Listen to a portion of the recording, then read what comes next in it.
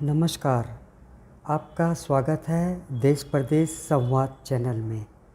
आज हम बात करेंगे तिब्बती धर्मगुरु दलाई लामा को जन्मदिन के अवसर पर दिए गए शुभकामना संदेशों के बारे में और उस पर आई चीनी प्रतिक्रिया के विषय में। भारत ने लगता है कि बहुत अच्छी टाइमिंग के साथ चीन को एक कड़ा कूटनीतिक संदेश भेज दिया है। तिब्बती धर्मगुरु दलाई लामा के 87वें जन्मदिन के अवसर पर प्रधानमंत्री जी ने उनको फ़ोन करके जन्मदिन की बधाई दी और बाद में ट्वीट करके यह जता भी दिया कि मैंने उनको जन्मदिन की बधाई दी है, और ट्वीट के माध्यम से जिनको वो संदेश देना चाहते थे शायद वो संदेश उन तक पहुंच भी गया। प्रधानमंत्री जी के शब्दों में, मैंने उनकी दीर्घायु और अच्छे स्वास्थ्य की कामना की।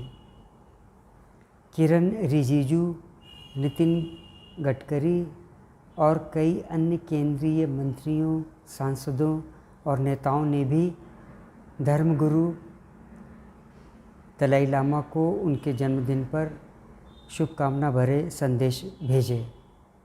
केवल यही नहीं, दिल्ली में ब्यूरो ऑफ दलाई लामा संगठन की ओर से आयोजित एक समारोह में विदेश राज्य मंत्री मीनाक्षी लेखी और विधि राज्य मंत्री SP सिंह बघेल भारत सरकार के प्रतिनिधि के रूप में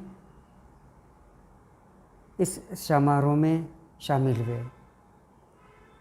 चीन और तिब्बत को लेकर भारत की रणनीति में आए स्पष्ट परिवर्तन की ओर यह संकेत करता है। कूटनीति की भाषा में चीन को एक कड़ा संदेश भेज दिया गया है और यह जता दिया गया है कि तिब्बत और चीन को लेकर भारत का दृष्टिकोण अब क्या है। शांति के नोबेल पुरस्कार विजेता तिब्बती धर्मगुरु दलाई लामा के जन्मदिन के अवसर पर भारत सरकार की सक्रिय भागीदारी बहुत कुछ कहती है। पूर्वी लद्दाख में चीन के आक्रामक तेवरों और वहां जारी सैनिक गतिरोध के बीच में भारत ने चीन को उसकी हैसियत बताने का काम किया है।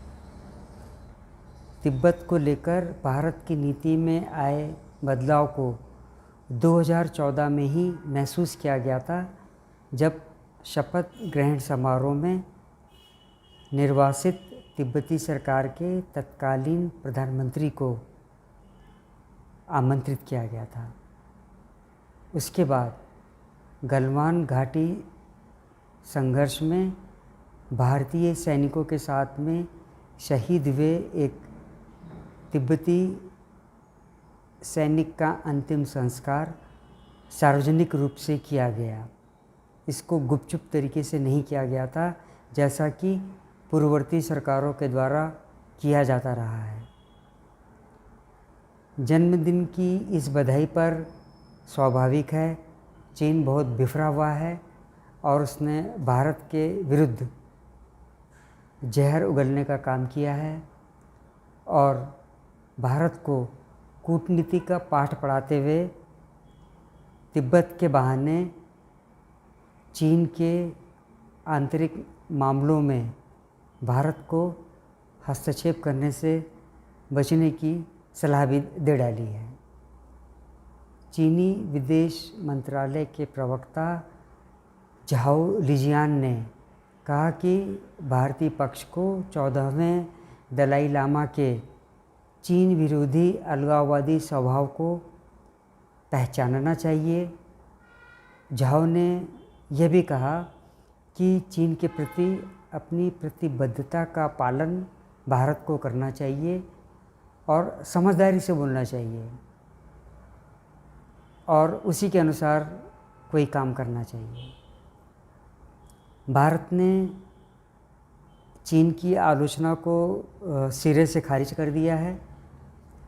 भारतीय विदेश मंत्रालय के प्रवक्ता अरिंदम बागची ने कहा कि दलाई लामा भारत में सम्मानित अतिथि हैं और धार्मिक नेता हैं और उनको धार्मिक एवं आध्यात्मिक कार्यों को करने के लिए उचित शिष्टाचार एवं स्वतंत्रता प्रदान की गई है।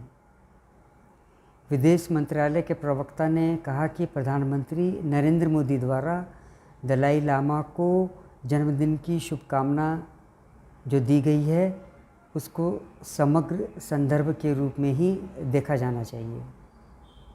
बाली इंडोनेशिया में G20 समूह के विदेश मंत्रियों की जो शिखर बैठक हो रही है उससे इतर भारतीय विदेश मंत्री एस जयशंकर और उनके चीनी समकक्ष वांग यी के बीच में द्विपक्षीय वार्ता भी हुई है, जिसके बीच में ये चीनी प्रतिक्रिया आई है।